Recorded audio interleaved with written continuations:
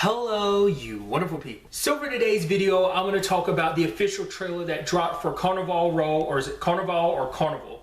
Either way, if you have not seen the trailer already, I'll include a link to it in the description down below. I didn't really know too much about the show going into it. I've seen bits and pieces like promotional stuff for it, but I tried to avoid watching too much. I read a little bit about what it was about, basically about the killer element to it, but other than that, I wasn't really sure like what the state of the world is. Obviously, I know it's like this Victorian era type of show. Essentially, it seems like almost like a star-crossed lover type of story, which I would have never even thought of that between like Orlando Bloom's character Philo and Vignette, Cara Delevingne's character. So apparently, like, it seems like maybe they were lost soldiers that found their way to this village. Like, they meet, maybe like ended up helping Philo and they ended up falling in love. But then, like, she makes a reference later on, like, my village that was burned down to ash. So I guess like other people came and wiped them out. Either it's a situation of because it was a war between the Fae, that being like all like supernaturals, mythological creatures, and humans. So maybe it was kind of like already bad blood between the two groups,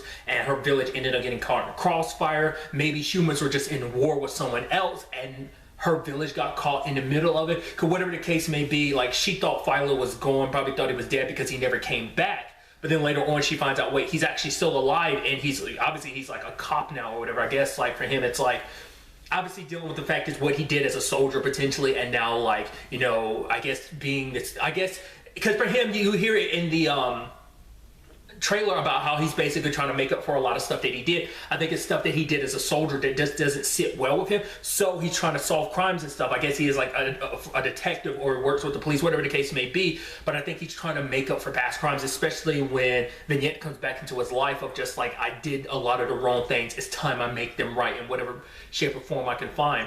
So what is also interesting, it seems like obviously like the killings seem like they're associated potentially, like I don't know, I couldn't really tell whether it's like both. It seemed like there were like Fae victims as well, so it might be, maybe it's at first it's like, oh, there's humans that are dead, making it seem like a Fae did it, but then Faes die. But then maybe that could also, because it seems like we're setting up kind of a best comparison I can make is like an X-Men situation where it's like, oh, humans versus mutants, that type of mentality of like, because you're different, it seems like they're treated as second-class citizens in some case. Like, it's hard to say whether or not Vignette is hiding her true nature, because it's not like she walks around with her wings, so it's probably a thing of like, because when we first see her, like, they're like, oh, who are you? She's like, my name is Vignette. I think like she probably hid her wings away because she knows the discrimination she would face. So obviously that's a key element in this whole thing of just like the bad relationship between the two, and these killings are probably aggravating that. But what was interesting is a line from someone being like, it wasn't human nor Fae, the killer in this regard. So maybe it's someone that's in between, maybe it's someone, something else, something they've never experienced before. Because I was curious like what the state of like, well, obviously I didn't know they were going by Fae, but it makes sense. Like I said, we see other Fae, it looks like different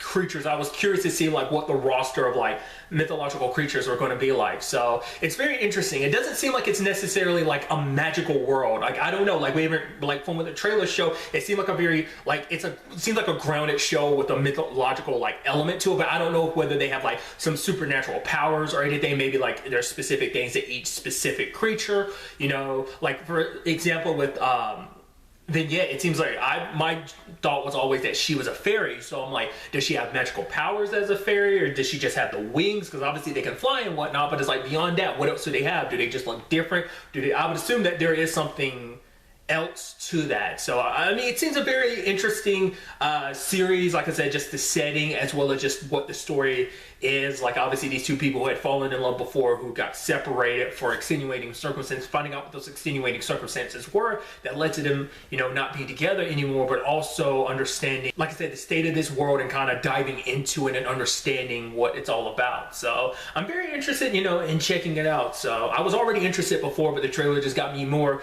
you know, interested, like I said, with these new things I learned about it. So I'm very excited. But really, that's all I want to talk about in this video. Till the next time we meet, be happy, be safe, live life to the fullest, and enjoy it. Good day and goodbye.